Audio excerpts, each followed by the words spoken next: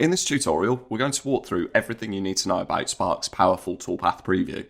This feature lets you simulate your project exactly as it will cut on your CNC using the real-world toolpaths you've created. Previewing your toolpaths is one of the most important steps in the entire workflow because it lets you verify the final outcome before you even touch a piece of material. If something doesn't look right here, it won't look right on the CNC, and the preview gives you the chance to fix it first.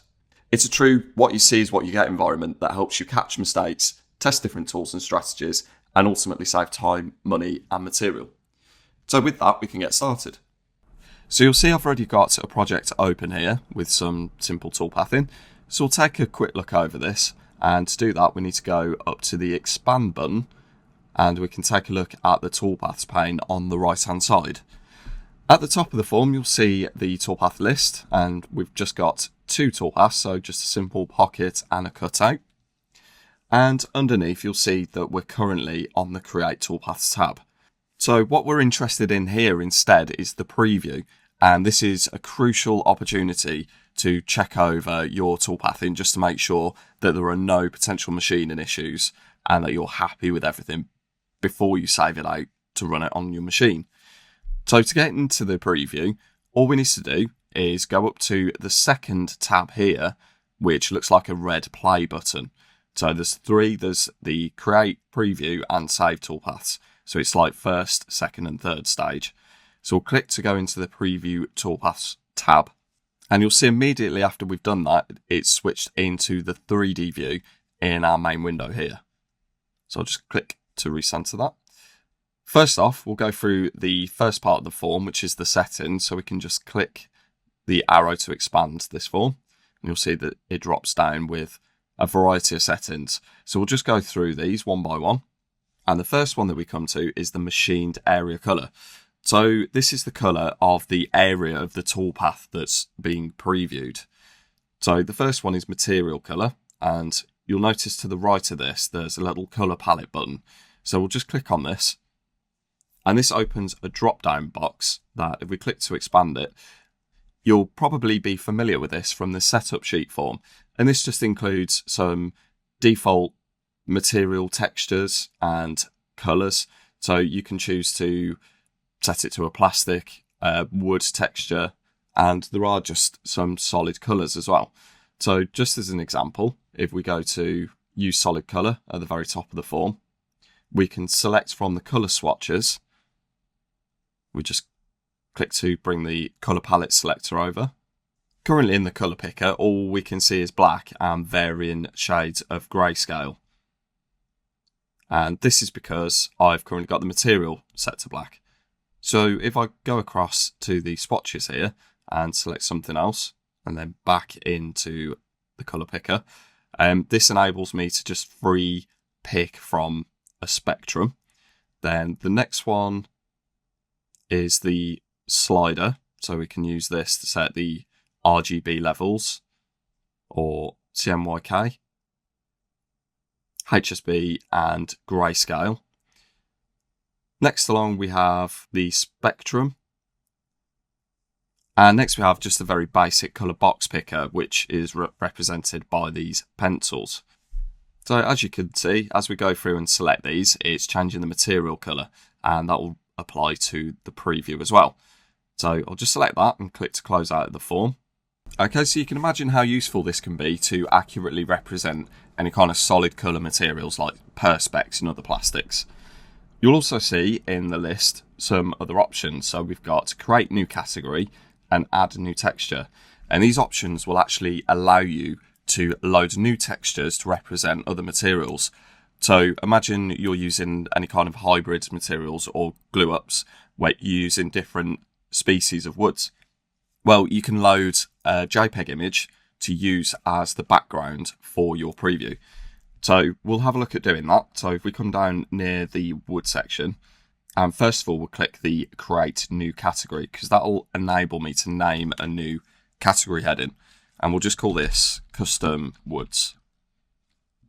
And click OK. And that will create that new category in the list. So I've got custom woods here, and we can use the add new texture. And I've already saved away a JPEG of a block, butcher's block pattern of different end grain woods that have been glued up together. And we can click open. And that's now available to use as the background texture for our preview. So that's really handy to be able to accurately represent any kind of jobs where you're doing inlays into different kinds of wood species, or if it's a hybrid material setup like this. Okay, so for now though, we're just going to go back to a more standard wood colour, because we're going to use that for demonstrating some of the other options.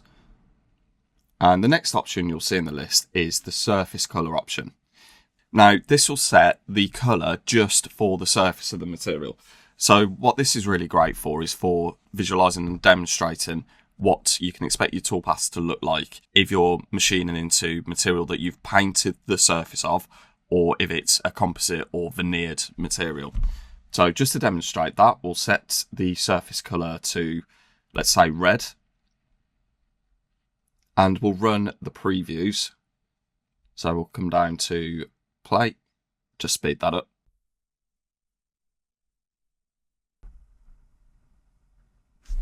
And there you go, you can see how you can get realistic visualizations of surface coloured material.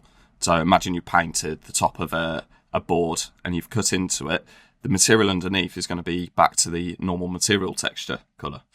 So that's really handy for this situation and for things like melamine sheets and stuff. The next option, if we come down the list again, is the global fill colour. This one will set a global colour for all toolpaths. So this will just set a colour for the area that's going to be machined by every single toolpath you've got in your job. So you'll see that I've got 2 pocket and cutout toolpaths here. If we set the global fill colour, we'll set it to this gold colour. Let's preview this one quickly. You'll notice that this is kind of the inverse of the surface colour option. So instead of the surface being of a different colour to the rest of the material, the machined area is a different colour. I'll just reset that again. And the third option is the toolpath colour. So this you can use to set an independent colour for each toolpath in your job. So we've got a pocket and a cutout here. So if we set the pocket to, let's say, green, close out, and the cutout, if we come down to select that instead, we can set that to an independent colour. So we'll set that to a blue. And you can see that indicated up in the toolpaths list here. To the right hand side, we've got a colour dropper next to it. And we'll just have a look what that looks like. And there we go, we get the expected colour for each toolpath. So we've got the green for the pocket and the blue for the cutout, which is also shown on the tabs. So this is a really powerful feature for all kinds of situations, whether that be using multi-finishing techniques for one project, or if you're trying to group different areas of a project together. So you could have all pockets in green, for example, and all cutouts in blue, as a proof of concept to show to a customer. Anything like that, really. So those are the main toolpath colour and texture options. So if we just reset the preview again. Another really useful application for setting separate toolpath colours is so that you can look through and check the toolpathed area. But there is another way to do that. And to demonstrate this, I'm actually going to go into my cutout. And for now, I'm going to remove the tabs. And if we just recalculate this and preview all toolpaths. So there are a couple of different reasons that I've gone back in to preview this. First of all, I just wanted to show you another way in which you could check and inspect the toolpathed area. So to do this, we're going to go into Create Toolpaths again, and we're going to have a look at the 2D view and the view options here. So these are the toolpath views within the 2D view. So if I just make sure that both my toolpaths are visible, you can see when you do this that you see the path and the rapid lines, and this is the wireframe mode. But there's also, if we click this button here, it's actually a toggle. So at the moment it's in wireframe, and then if I click this, we can now see the toolpathed area.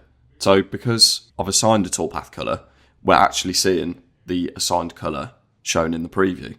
So this is just a great way that we can go through and check that all the material we're expecting to be removed in the areas that we're expecting it to be removed is happening. So we can see, for instance, that the welcome text isn't being completely removed into these corners. And that's because the tool that we're applying is too large to fit into there. So if we wanted to, just to clean that up, we could select a smaller diameter tool to come in. It's also great when you're applying an overcut to the toolpath, and the coloured area allows you to see how much you're offset from the vector boundary. One thing to bear in mind with the solid view is that for some tool geometries, such as an angle tool, it will only display the toolpath area of the bottom tip of the tool. So just bear that in mind. Before you've set any toolpath colours in Spark though, it will use a default colour for the preview. So we'll just quickly recalculate another pocket so I can show you what you can expect to see. So that's our new pocket setup. And as you can see, it's this light blue colour that you're looking out for. Once you've assigned a toolpath colour, it will switch to using that in the 2D view also. But for now, I'll just delete these new pockets. So right click delete. And I just wanted to show you another thing that you can do to aid with inspecting your toolpaths, just to get the most out of the simulation and make sure there's no machining issues. When you're cutting through the material, so the reason I removed the tabs in this example was so that I've got two separate bits of material and I've got waste around the edges of my part. In this situation, we can come into the 3D view and you'll see that the cursor kind of looks like an eraser, and that is deliberate.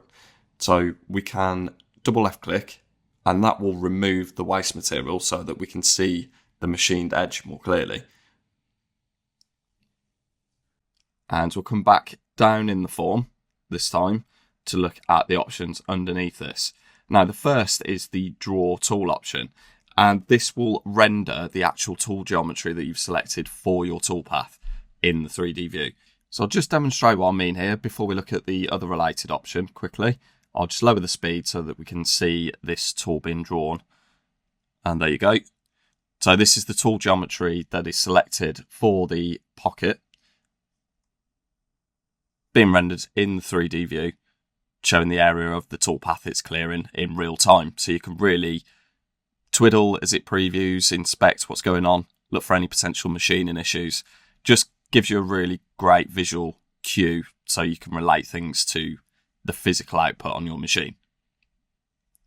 And with that, I'll just speed that up so that it completes. Okay, and the next option in the form is the Animate Preview. Now these two are actually interrelated, because if we switch the Animate Preview option off, Draw Tool is greyed out, and that's because in order to see the tool, you must animate the preview, because otherwise there is no tool or material to watch whilst it's being machined. Animate Preview switched off, I can just go straight down to the play button with all toolpaths selected, click that once, and the software will think about it for a second because there's a few toolpaths there to calculate. And there you go. That's all toolpaths within this job previewed with one step. So again, that's just a very powerful feature for speeding up the workflow within the software, just making things more practical for a real world situation. This does mean as well that with the Animate Preview selected, it works in the opposite way. So the Draw tool is dependent on Animate Preview, but not the other way around. So we can switch off Draw tool, and that just animates the preview without drawing the tool. So again, if we just have a look what that looks like, you can see the area of the toolpath being cleared without the tool. So this can be handy if you want to get an undistracted look at the way that the material is being cleared without, as I say, being distracted by the tool. And again, we can twiddle this in the 3D view whilst this is completing, so we can get a really in-depth look at what we can expect these toolpaths to look like at the machine.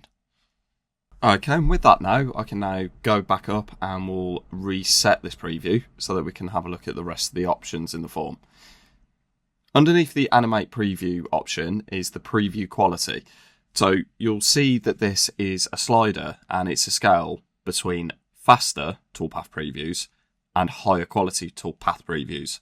So obviously there's a trade-off. The higher the quality the toolpath preview is, the longer it's going to take for that preview to complete.